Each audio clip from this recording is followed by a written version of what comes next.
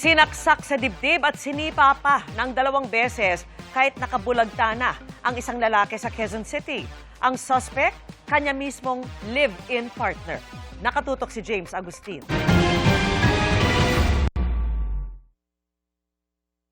Sa kuha ng CCTV bandang 3:00 na madaling araw nitong linggo, kita na biglang bumulagta ang biktima sa kalsada. Maya-maya pa nilapitan siya ng kanyang kinakasama at sinipa ng 2 beses.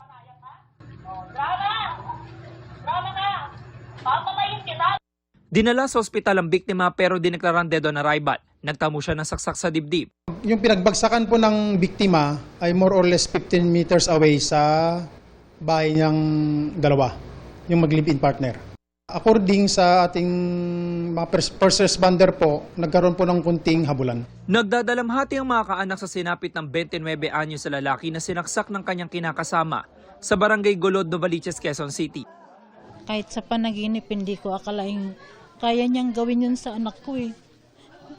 Simula 9 na buwan, dinala ko sa hanggang sa paglaki. Minahal ko, tas parang kinatay lang niya na parang baboy.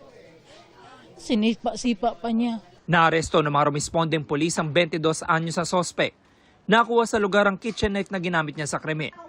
Ayon sa pulisya, mag-4 na taon na mag-live-in partner ang biktima at sospek.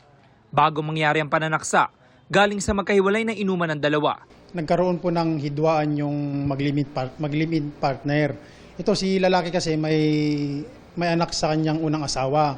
At according sa investigasyon namin, sinasaktan daw di umano ni suspect itong anak ni victim, kaya nagkaroon po ng ganong pangyayari.